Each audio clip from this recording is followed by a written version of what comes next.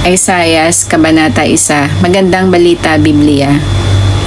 Ang aklat na ito ay naglalaman ng pangitain ni Isaias na anak ni Amos tungkol sa Juda at sa Jerusalem noong panahon ng naghahari sa Juda nina Ozias, Jotam, Ahaz at Hezekias.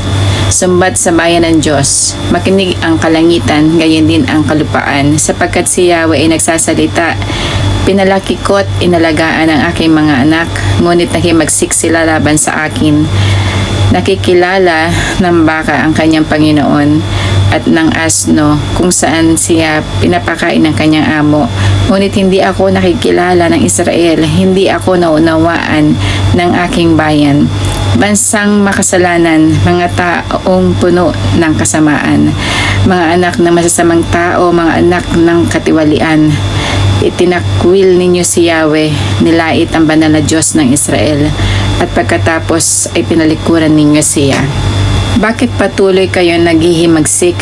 Nais ba ninyong laging pinaparusahan? Ang isip ninyo'y gulong-gulo, ang damdamin ninyo'y nanlulumo. Kayo'y puno ng karamdaman mula ulo hanggang paa. Katawan ninyo'y tatad ng pasa, latay at dumudugong sugat. Ang mga ito'y nagnanaknak na at wala pang benda at wala man lamang gamot na mailagay. Sinalanta ang inyong bayan, tupok ang inyong mga lungsod, sinamsam ng mga dayuhan ang inyong mga lupain, at winasak ang mga ito sa inyong harapan. Ang Jerusalem lang ang natira, parang kubong iniwan sa gitna ng ubasan, parang isang silungan sa gitna ng taniman ng pipino, parang isang lungsod na kinukubkob ng kalaban. Kung si Yahweh na makapangyarihan sa lahat ay hindi nagtira ng ilan sa ating lahi, tayo sana'y natulad sa Sodoma at Gomora. Mga pinuno ng Israel, pakinggan ninyo si Yahweh. Ang inyong mga gawa ay kasinsama ng sa Sodoma at Gomora. Kaya't pakinggan ninyo at pag-aralan ang katuroan ng Diyos ng ating bayan. Walang halaga sa akin ang dami ng inyong mga handog. Sawa na ako sa mga tupang sinusunog at sa taba ng bakang inyong inihahandog. Hindi ako nalulugod sa dugo ng mga toro, mga kordero at mga kambing. Sinong nag-utos sa inyo na maghandog sa harap ko? Huwag na ninyong lapastanganin ang aking templo. Huwag na kayo magdala ng mga handog na walang halaga. Nasusuklam ako sa usok ng insenso. Nababagot na ako sa inyong mga pagtitipon.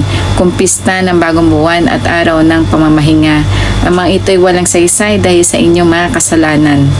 Labis ako nasusuklam sa inyong pagdiriwang ng pista ng bagong buwan at ng iba pang kapistahan. Sawang-sawa na ako sa mga iyan at hindi ko na matatagalan. Kapag kayo'y nananalangin sa akin, hindi ko kayo papansinin. Kahit na kayo'y manalangin ng manalangin, hindi ko kayo papakinggan sapagkat marami na ang inyong pinaslang.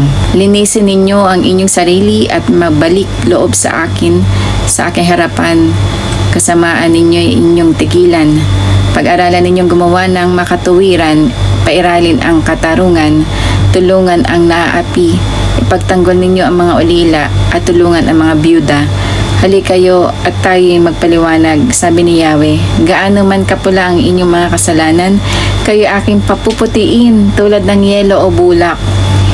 Kung susundin ninyo ang aking sinasabi, tatamasahin ninyo ang ani ng inyong lupain. Ngunit kung susuway kayo at maghihimagsik, tiyak na kayo mamamatay. Ito ang mensahe ni Yahweh. Ang makasalanang lungsod. Ang Jerusalem na dating tapat sa akin, ngayon naging isang masamang babae. Dati puspos siya ng katarungan at katuwiran, ngayon na may tirahan na mga mamamatay tao. Ang iyong pilak ay naging bato, nahaluan ng tubig ang iyong alak. Naging suwaila ang iyong mga pinuno, kasabot sila ng mga magnanakaw. Tumatanggap ng mga suhol at mga regalo, hindi pinagtatanggol ang mga ulila at walang malasakit sa mga byuda. Kaya sinabi ng Panginoong Yahweh, ang makapangyarihan sa lahat, ang Diyos ng Israel, ibubuhos ko ang aking puot sa aking mga kaaway. Maghihiganti ako sa aking mga kalaban. Paparusahan kita at lilinisin. gaya ng pilak na pinadadaan sa apoy at tinutunaw upang dumalisay. Bibigyan kita uli ng mga tagapamahalang tulad noong una at ng mga tagapayo gaya noong simula. Pagkatapos ay tatawagin kang lungsod ng katuwiran, ang lungsod na matapat. Maliligtas ang Zion sa pamamagitan ng katarungan at kayong nagsisisi at nagbabalik loob. Mapupuksang lahat ang mga suwail at makasalanan. Malilipol ang mga tumalikod kay Yahweh. Mapapahiya kayo dahil sa mga punong kahoy na inyong sinamba at sa mga halaman ng tinuring ninyong banal. Makakatulad ninyo'y mga nalalagas na dahon ng puno at halaman ng hindi na nadidilig.